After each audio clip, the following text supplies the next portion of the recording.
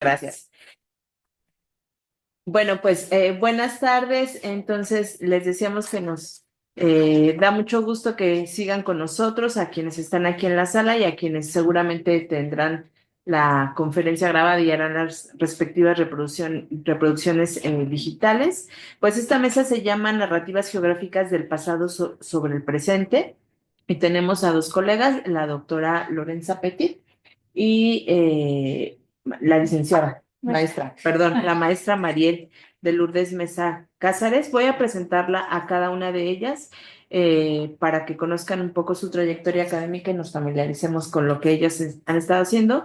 En este caso, la doctora Lorenza va a presentar una ponencia titulada Perspectivas Mexicanas en la narrativa del viaje del siglo XIX, perdón, análisis del relato, Viaje a Oriente de Luis Malanco. Y voy a permitirme leer algunas líneas biográficas de ella para que ustedes la conozcan. Lorenza Petit es doctora en estudios artísticos, literarios y de la cultura por la Universidad Autónoma de Madrid y actualmente está realizando una estancia postdoctoral en el Centro Regional de Investigaciones Multidisciplinarias CRIM de la UNAM. Sus líneas de investigación giran alrededor de las literaturas y culturas árabes, el Magyar literario y las relaciones literarias y culturales entre el mundo árabe y Latinoamérica. Muchas gracias por estar aquí, Lorenza. Muchas gracias. Bueno, antes de todo, pues gracias a pues, quien está aquí. Bueno, pues bueno, gracias por la presentación. Y como se mencionó en el título pues, de la ponencia, sí que mi enfoque pues, va a ser justo pues, en el relato de viaje de Luis Malanco, pues, que se titula Viaje a Oriente. Y bueno, pues el enfoque pues, se dirige sobre todo pues, a las representaciones pues, del Islam y bueno, de la mujer musulmana pues, que aparece en su relato. Bueno, dado que ambos temas sí que ocupan un lugar privilegiado pues, en su relato y sí que captaron la atención del autor más que otros asuntos. Bueno, empiezo pues la lectura de la ponencia y voy a hacer una pequeña introducción sobre lo que es el viaje a Oriente, una pequeña introducción sobre Luis Malanco y luego, claro, pues voy a pasar directamente pues a la obra. El viaje a Oriente, bueno, como sabemos, pues alcanza su apogeo, pues en particular desde Europa en el siglo XIX y a lo que claramente me estoy refiriendo, pues con Viaje a Oriente, es este género literario donde, bueno, pues el viajero pues iba en este conjunto de lugares, o del viajero del siglo XVIII y sobre todo del XIX, en estos lugares, o sea, del Mediterráneo, ¿no? Aquí estamos hablando, digamos, del Oriente, siempre entre comillas, Oriente pues islámico. Y bueno, pues recorría estos países como si este fuera un gran tour, o sea, de los países que en buena parte se asoman al Mediterráneo. Y este recorrido pues incluía generalmente, empezaba en Grecia, luego generalmente visitaban Constantinopla, luego pasaban por Siria, claramente esto incluía Jordania, Líbano y Palestina, y luego pues generalmente llegaban a Egipto y en algunos casos hasta la península arábiga. Y bueno, aquí pues podemos incluir también algunos países del norte de África, pues Túnez, Argelia, Marruecos, que formaban parte del recorrido y a veces constituían la etapa finales del mismo. Y claramente con todas estas obras sí que se establece un campo semántico complejo, o sea, este oriente, siempre entre comillas, que designa un espacio que puede ser de peregrinación, bueno, de turismo o también turístico en sentido más moderno, pero también un sistema de representaciones cada vez más codificado que corresponde a un espacio indeterminado en los límites espaciales y temporales. Claramente todo esto se inserta en los estudios sobre orientalismos que ya se mencionó pues, en la mesa precedente.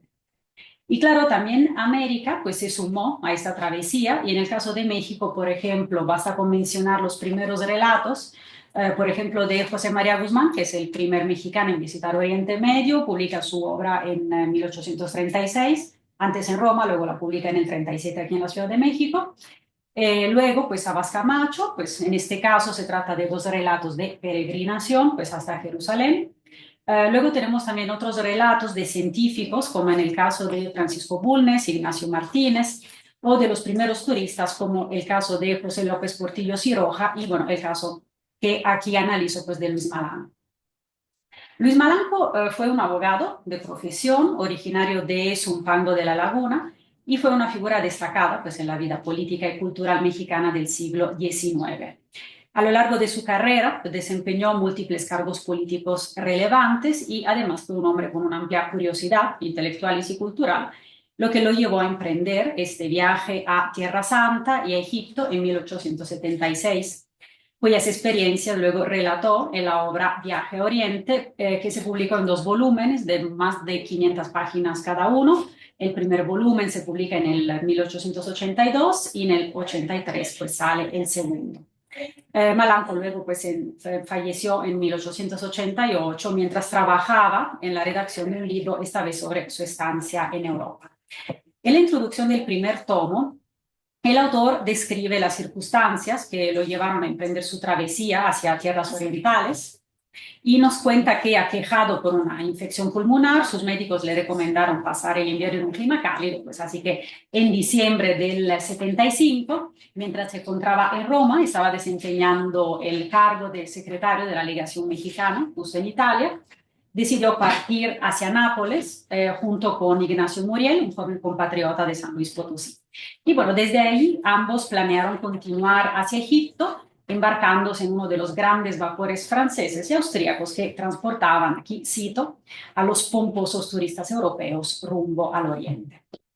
Y bueno, en su relato abundan las reflexiones y observaciones sobre las poblaciones de los lugares que visita, así como sus costumbres culturales y religiosas. No se limita pues a ser un mero espectador, entonces interactúa pues con la gente local. Y estos encuentros son especialmente ricos en el primer volumen, donde su asombro por las costumbres árabes se traduce en un análisis minucioso de la manera de vivir de los egipcios en particular manera.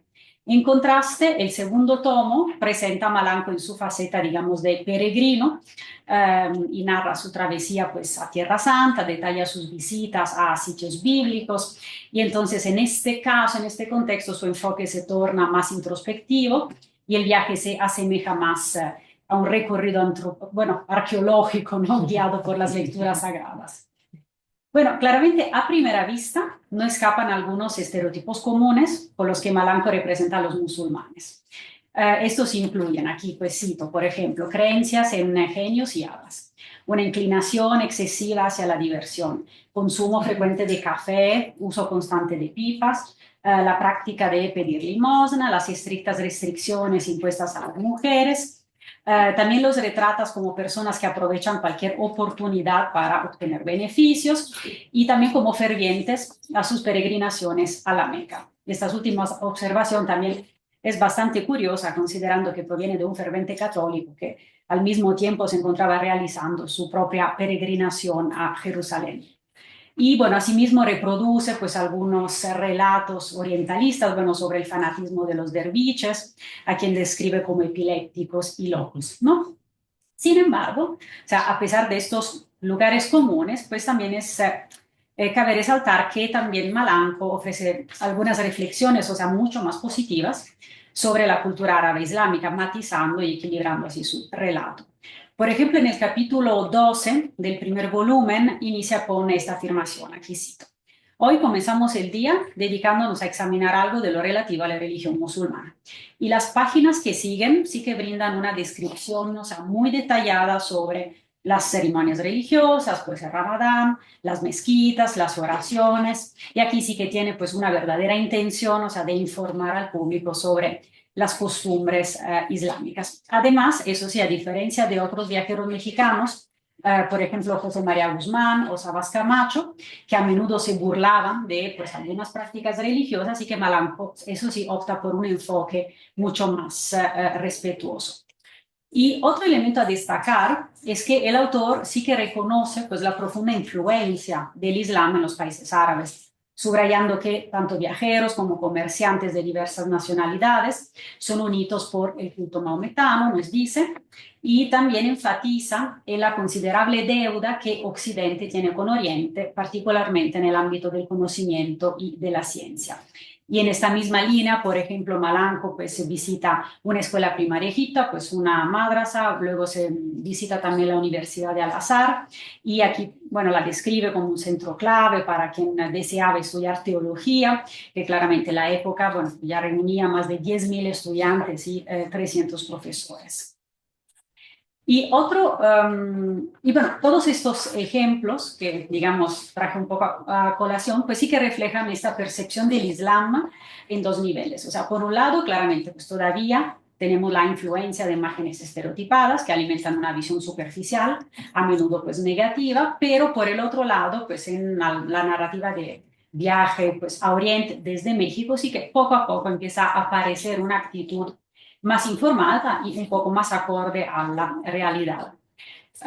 Otro elemento, por ejemplo, es la imagen de Mahoma que podemos encontrar en su relato, porque esta concepción del Islam como una religión falsa, pues de Mahoma como un impostor, pues sí que ha sido una imagen recurrente en la literatura occidental desde la Edad Media. Y esta narrativa que siempre contrasta pues a Mahoma con Jesús, que claramente ahí sí que se consideraba la verdadera, ¿no? Pues revelación de Dios, ha predominado pues hasta buena parte pues del siglo XIX. Y esta representación claramente circulaba en los círculos orientalistas y resonó lo suficientemente en el Atlántico como para demandar reimpresión de muchas obras también pues que llegaron hasta México. Y bueno, por esta razón, muchos relatos de viaje, pues antes los europeos y luego los americanos, bueno, pues estaban convencidos que, como se decía antes, bueno, pues el Islam era una religión intolerante, pues violenta, bueno, y esto, pues los lectores, ¿no? Pues esperaban de quien seguían, pues el Corán. Y por lo tanto, bueno, pues estas narrativas, por ejemplo, también en el primer relato de Guzmán, bueno, los turcos, ¿no? Que utiliza como sinónimos, ¿no? Entre musulmanes y turcos, son catalogados como infieles, herejes, y los gestos de sus oraciones mueven a risa, pues el padre mexicano. También el viajero que lo sigue, pues Rafael Sabas Camacho, dice que la religión musulmana está hecha solo de supersticiones.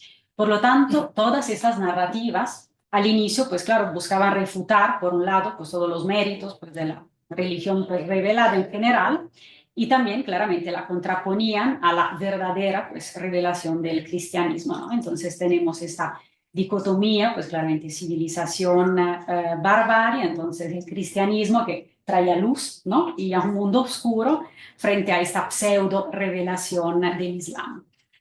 Y en Malanco sí que encontramos un pequeño cambio en esta visión, sobre todo de Mahoma, porque a pesar de que sigue para Malanco siendo un tirano, ¿no? Pues ahí sí que así lo escribe, que dice legitimó la poligamia, socavó la institución familiar, pero sí lo reconoce como un verdadero pues, profeta, ¿no? Por lo tanto, pues sí que en varias líneas aquí cito, pues afirma, dice, es un espectáculo único en el mundo ver todas las religiones, todos los hombres de todos los cultos, oprimidos por la misma necesidad, dirigirse al Todopoderoso solicitando su clemencia, por interposición de Jesucristo y de Mahoma.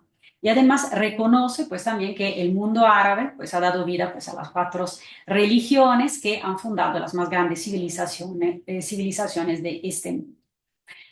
Y luego, pues, otro elemento que sobresale, pues es como decía, la imagen de las mujeres, que es, en Malanco se encuentra siempre en relación con la imagen del harén. O sea, este harén que, claro, pues eran estos espacios impenetrables, casi era una obsesión, o sea, para los viajeros occidentales, pues que llegaban a Oriente Medio, esta obsesión por romper esta barrera cultural. Y esto, claro, pues dio lugar, como sabemos, a una rica producción tanto de arte visual como de narrativa textual. Y la falta de acceso, pues justo perpetuó estereotipos sobre Oriente que rápidamente se arraigaron en el imaginario colectivo. Y pues Malanco sí que dedica muchas páginas a los harenes, sobre todo de Egipto, y este espacio pues se sigue presentando como un lugar misterioso, pues secreto por excelencia, y también Malanco no oculta, digamos, su atracción, pues al describirlo como dice, el refugio de la felicidad sensual pues, del sultán, ¿no? Entonces tenemos ahí imágenes muy conocidas entre, bueno, cojines, o sea, narguilés y pues, copas de oro, sí, etcétera. Y Al igual, por lo tanto, que otros viajeros, pues también en Malanco tenemos esta representación del harén que refleja una tendencia general a enfatizar la esclavitud pues, de las mujeres en la sociedad, en las sociedades de Medio Oriente y también del norte de África, donde prevalece esta noción, por lo tanto, de un Oriente pues, islámico que pues, maltrata a las mujeres, objetificándolas, ¿no? Como esclavas sexuales. Y además, viéndolo desde la perspectiva occidental, pues esta división del espacio y el aislamiento, bueno, para los viajeros, pues se traducía automáticamente en una falta de participación en la vida pública, ya que la visión más occidental, digamos, establece una clara demarcación entre la vida pública y privada, considerándolas casi esferas separadas. Por lo tanto, pues visto a través del prisma de sus propias experiencias, bueno, estos viajeros y también Malanco, bueno, les parecía inimaginable, o sea, que las mujeres dentro de un harén pudieran ejercer incluso el más mínimo grado de influencia, pues fuera de los confines de esta prisión. Y esto pues revela como, claro, todos los viajeros con sus nociones preconcebidas sobre espacio pues, y poder no lograron desprenderse completamente de estos elementos de exotización, sexualización, pues que caracterizan el discurso orientalista. Pero, pues Malanco, en su intento de ofrecer un relato lo más objetivo posible, pues sí que recurre a un testimonio de una mujer viajera.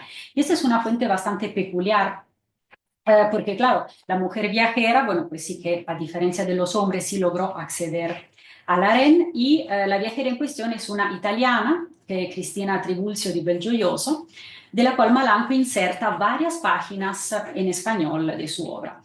Y por lo tanto, esta fuente es muy peculiar, ya que la obra de Tribulzio, antes de todo, fue olvidada durante mucho tiempo y además representa una perspectiva pues, femenina que no era la norma en su época.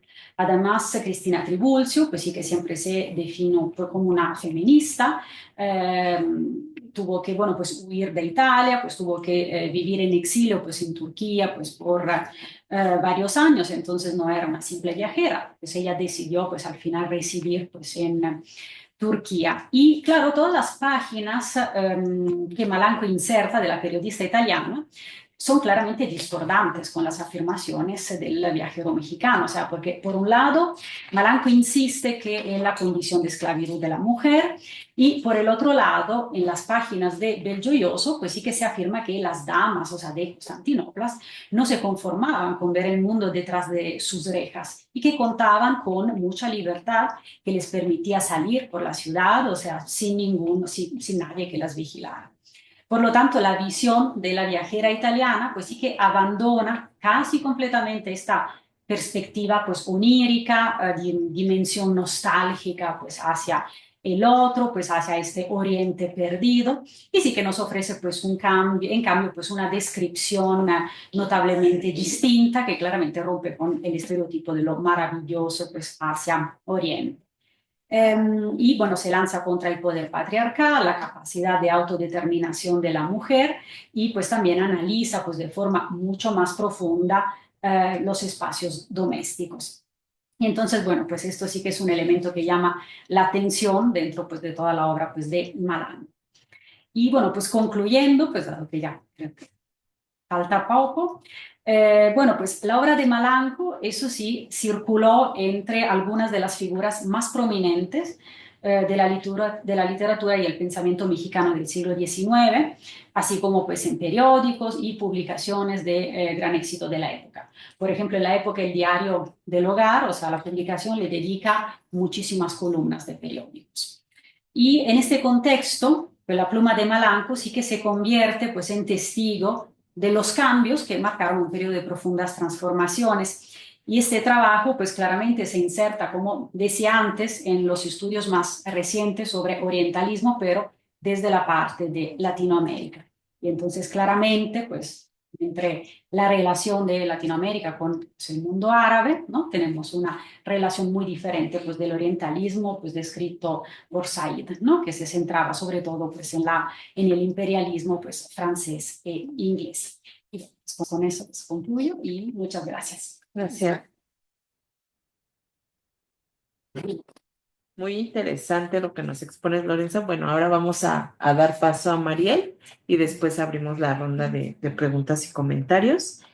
Mariel nos trae una ponencia titulada Mesianismo Británico y la creación del Fondo de Exploración Palestina. Les voy a hablar un poquito de Mariel. Mariel es maestra, es licenciada en Arqueología por la ENA y maestra en Historia Internacional por el CIDE. Ha participado en excavaciones arqueológicas en Galilea, en Ciudad de México y Veracruz. Su tesis de maestría analiza la reconfiguración del espacio palestino a partir de los trabajos e interpretaciones de la arqueología bíblica angloparlante, desde el establecimiento del mandato británico hasta la actualidad. Y actualmente colabora con el comité organizador de la Semana de Medio Oriente y Norte de África. Su principal interés se centra en el estudio de los usos políticos de la práctica arqueológica. Muchísimas gracias, María. Gracias, pues gracias a todos los que están presentes y ahorita me apuro, ¿no? Bueno, voy a presentar las bases mesiánicas que existen en la creación del Fondo de Exploración Palestina y en el discurso arqueológico que se desprende en general del trabajo, pero que digamos que esta es la primer sociedad de exploración, ¿no? Empiezo con el mesianismo, que bueno, esto es algo que viene desde el principio de la tradición judía. Se refiere a la llegada del Mesías. Hay algunas diferencias entre la tradición judía y la tradición cristiana. En la tradición judía no necesariamente es un fin del mundo, ¿no? Es una restitución de la tierra prometida. Dos eventos importantes, pues es el siglo II con Bar Kokhba, es una revolución, una revuelta contra el Imperio Romano, y otro es Shabbatai Tzvi hacia el siglo VI. Esta es una revuelta de nuevo que se da en todo el Mediterráneo con las poblaciones judías. En la tradición católica, en la tradición cristiana primero se da sobre todo relacionada al mileniarismo que se da hacia el siglo I, donde se piensa que ya viene el fin de los tiempos, ¿no? Luego hay otro evento mesiánico en el siglo XVI con con la reforma protestante. Y entonces vemos que por el lado católico esto se va a transformar en la evangelización de América, aparte de todos los intereses económicos y políticos que había en eso, también eso va a ser lo que va a impulsar la evangelización. Y del lado protestante va a ser una reestructuración de su entendimiento del mundo, ¿no? En este mesianismo ellos van a interpretar a la Iglesia Católica y a Estambul como dos de los grandes enemigos de la cristiandad y obstáculos para la llegada del Mesías. La tradición protestante que me interesa es la anglicana inglesa, que se va a acercar mucho al puritanismo, y esto va a ser como un regreso a los usos y costumbres que marca la Biblia, y por tanto se va a ver cierta cercanía entre la población británica cristiana y el pueblo judío. Ya avanzando un poco rápido, pues nos vamos hacia finales del siglo XVIII, principios del siglo XIX, donde se ve un impulso a lo que va a ser el restauracionismo y el conversionismo. Estos son en cierta forma como catejón, o sea, eso que va a impulsar la llegada del Mesías, y se refiere simplemente a la restitución de la tierra prometida al pueblo de Israel y la conversión del pueblo de Israel al cristianismo. Algunos piensan que primero es la restitución, otros piensan que primero es la conversión, pero bueno, al fin y al cabo, el fin es el mismo, ¿no?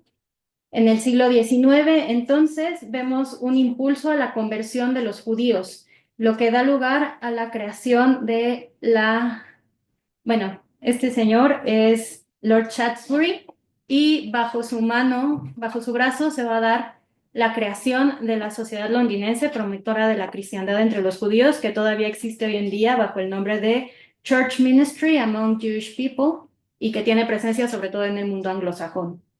Esta sociedad se crea a principios del siglo XIX, y lo que hace es, empieza con un objetivo abiertamente conversionista que va ocultando poco a poco conforme va avanzando el siglo XVI. Este acercamiento y como filiación con el judaísmo no necesariamente quiere decir que no fueran sociedades anti, ¿cómo se dice? Antisemitas, sino más bien porque no apoya, por ejemplo, las leyes de emancipación británicas. Ellos piensan que si se emancipa a los grupos judíos, lo que va a pasar es que se va a detener la conversión, porque entonces el ser cristianos ya no va a ser necesario para ser parte de la sociedad. Entonces buscan su bienestar, pero sobre todo buscan su conversión. Está enfocada en la conversión de los judíos europeos, principalmente los de Londres, aunque luego empiezan con misiones en Holanda, Polonia, Prusia, Francia, Italia, y la única que hacen fuera de Europa es en Palestina. El lugar de reunión, que es este que vemos en la imagen, pues tenía el muy apropiado nombre de Palestine Place. El objetivo de esto, pues, es en realidad la recuperación de Palestina, ¿no? Ellos en el siglo XIX, ya volteando a ver con la revolución industrial y la posibilidad de llegar a esto, empieza a haber cada vez más y más viajeros, y entonces se dan cuenta de que el cristianismo protestante no tiene un lugar en Palestina. En el sistema de Millet otomano, pues había un espacio para los cristianos orientales, para los cristianos católicos, judíos y musulmanes, y ellos no encontraban como dónde meterse, ¿no? También en cuanto a la geografía santa, todos los lugares ya identificados pertenecían o al cristianismo oriental o al católico, los cuales los dos les resultaban aberrantes. Entonces, a través de la London Society y de el trabajo en las cámaras, se logra el establecimiento del consulado británico en Palestina en 1838 y el obispado anglicano en Jerusalén en 1840. El obispado anglicano además va a ser primero en conjunción con la iglesia alemana. De hecho, Wilhelm va ahí a la inauguración, pero, o sea, 2 obispos después se dan cuenta de que realmente esta cosa de estar juntos no funciona y termina siendo un obispado solamente anglicano. Esto es como un primer pie de Inglaterra ya institucionalizado en Palestina, ¿no? Y lo que vemos es que la gente que está en la organización, o sea, como tal, en lo administrativo, el cónsul, el obispo, pertenecen todavía a esta sociedad para la promoción de la cristiandad. Resulta interesante, por ejemplo, James Finn, el primer cónsul, y su esposa Elizabeth Ann Finn. Ellos estuvieron viviendo en Jerusalén, incluso mientras el obispado era anglicano, pues también estuvieron viviendo o sea, el consulado y el anglicano de cierta forma convivieron en un mismo espacio. Elizabeth Ann Finn escribe sus memorias y nos habla de las condiciones a las que se enfrentaron como europeos al llegar a Jerusalén, ¿no? Y hay esta idea como de suciedad y de enfermedad a la que sí sucumbieron tanto misioneros como 2 de los hijos del matrimonio Finn. Estas muertes de misioneros son los que dan pie a la ordenanza de 1864, ¿no? Entonces, me quedo ahí tantito para ir a un desarrollo paralelo que se está dando en este momento en el siglo XVIII, XIX, y que va a dar origen a las exploraciones arqueológicas, ¿no? Hasta este momento, pues en el mundo cristiano se pensaba que la Tierra había existido solo por 5.000 años, que eran las cuentas que daba el relato bíblico. Sin embargo, empiezan pues los estudios en geología y en biología, y esto extiende nuestra percepción e imaginación del tiempo a millones de años, ¿no? Entonces va a haber 2 cosas. Por un lado, el desarrollo de la ciencia va a seguir en este estudio de qué tanto tiene de existir la Tierra y qué tanto tiene de existir el ser humano y la evolución. Y por el otro, de encontrar pruebas materiales del relato bíblico, que al final va muy en la línea del puritanismo, ¿no? De una lectura literal de la Biblia. Estos dos desarrollos, tanto la llegada de Inglaterra a Palestina como el desarrollo de la arqueología, nos lleva entonces a la ordenanza de la exploración de Jerusalén, que se hizo en 1864. Fue una expedición topográfica de la ciudad de Jerusalén que se hizo pensando en modernizar el sistema de drenaje de la ciudad para evitar todas estas enfermedades. Fue de carácter científico. Muchas veces se piensa que es como la primera incursión institucionalizada, ¿no? Pero como vimos, ya estaba el consulado y ya estaba el obispado. Fue impulsada por el conde de Grey y Ripon, que era el secretario de guerra, por Angela Burdett, que fue quien dio el dinero, era una filántropa inglesa, y por el deán de la abadía de Westminster. La expedición fue encabezada por el capitán Charles Wilson. Tuvo mucho éxito, por esto ya no era un relato bíblico, ¿no? Le daba como cierta realidad, cierta validez frente a un evaluador científico. Entonces, como tuvo mucho éxito la publicación de la ordenanza, un año después se crea el Fondo de Exploración Palestina. Este es pues la primer sociedad organizada de exploración científica en Palestina. Tenía 5 ejes de investigación: la arqueología, formas y costumbres, topografía, geología, ciencias naturales. Pues todas estas en realidad como bastante en sus inicios, y una que resulta interesante es formas y costumbres, ¿no? Porque había esta idea de que con la revolución industrial y con el progreso que iba a llegar a Palestina se estaban perdiendo los usos y costumbres de las comunidades árabes, y entonces ya no íbamos a saber cómo vivía la población de la Biblia, ¿no? O sea, había esta idea de que las poblaciones árabes con las que se encontraron vivía exactamente que como en el Deuteronomio, y entonces se tenía que registrar para entonces poder leer la Biblia de mejor forma, porque el objetivo principal de esta organización era precisamente ese: iluminar la Biblia para los lectores anglicanos. Hay 2 expediciones importantes en este periodo inicial, son las que hace Charles Warren en Jerusalén, y están las del capitán Charles Wilson en Galilea, perdón.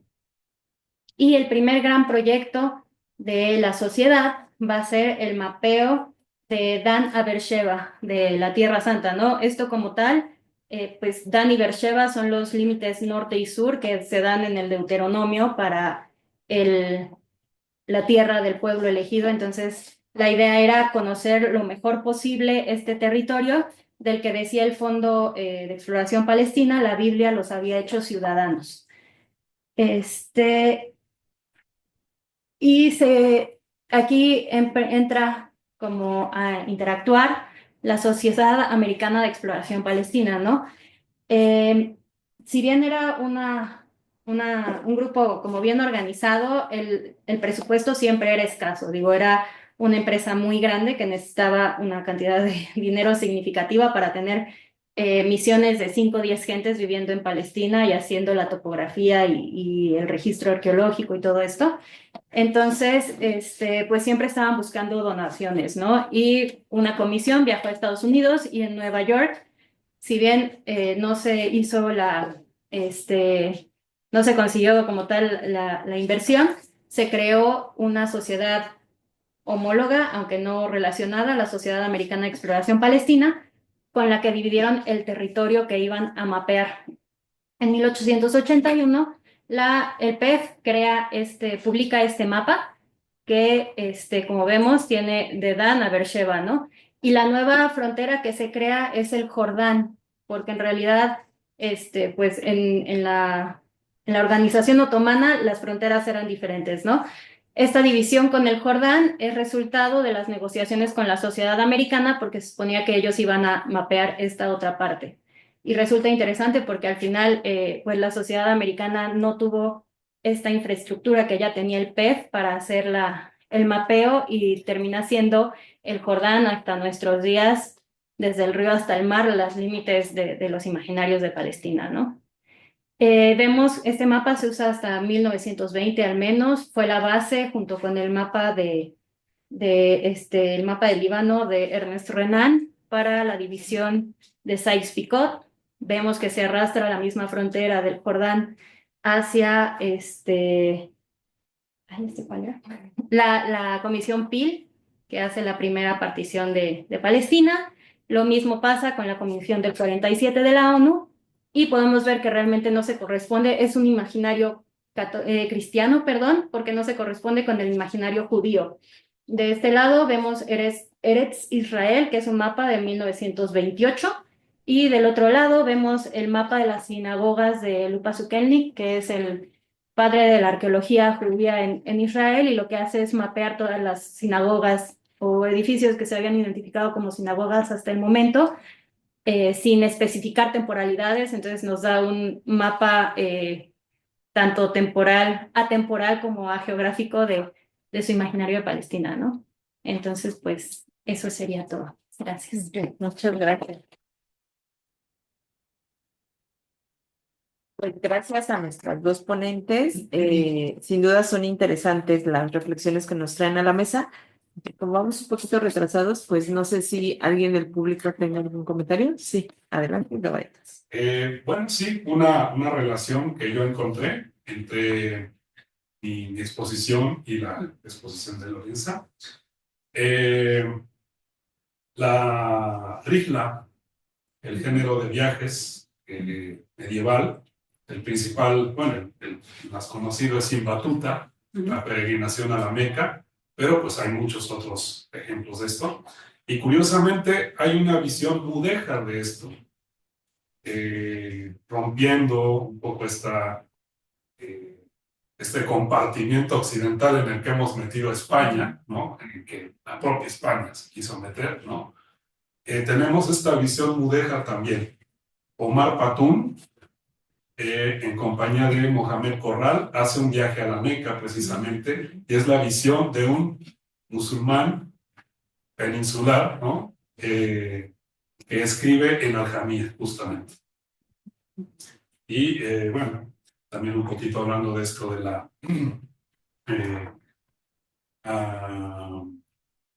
de la cultura escatológica, también hay esta, bueno, eso sería entrar en otra cosa, pero nada más quería entrar en eso. Allá atrás, adelante. Sí, yo tengo un par de preguntas para la ponente Petit. La obra de Luis Malanco se inscribiría como dentro del orientalismo mexicano, o sea, se podría considerar así. Bueno, pues ahí sí que claramente pues hablar de orientalismo pues mexicano, pues sí que, bueno, como decía pues al final, ¿no? Claramente cuando estamos hablando pues de relatos que vienen de pues la Hispanoamérica, pues de Latinoamérica, pues sí que tenemos que diferenciar, ¿no? Pues el orientalismo o los orientalismos pues respecto pues a pues el inglés, pues el francés, o sea, como que bien conocemos, ¿no? Y sí, pues claro que hay pues muchas diferencias, porque si una parte podemos ver muchas semejanzas con el orientalismo pues europeo, pero por el otro lado pues sí que notamos diferencias que podemos inscribir en un orientalismo pues diferente, como por ejemplo Malanco hace muchísimos comentarios en su relato donde compara, por ejemplo, pues México pues con el mundo árabe. Y pues no es solo un caso, así que muchísimos viajeros latinoamericanos que van, no sé, al Cairo y dicen, ay, se parece muchísimo a Buenos Aires. O sea, y hay muchos comentarios de este estilo, pues sobre los edificios, la gastronomía, pues las costumbres. Claramente no tienen esta, como decir, ansia de conquista, ¿no? Pues como desde la parte europea. Y entonces, bueno, sí, que podemos hablar de un orientalismo más hispanoamericano, ¿no? En general. La otra pregunta que tengo es, José Guzmán, ¿se sabe a qué país fue primero? ¿A qué iba? José María Guzmán, bueno, salió pues de México, antes, bueno, fue bueno, pues a Estados Unidos, de ahí se fue hacia España, visitó España, Francia, Italia, y pues de ahí, bueno, se embarcó pues directamente hacia Palestina. Y se quedó ahí como, si no mal recuerdo, pues unos meses y luego pues ya se regresó a Roma.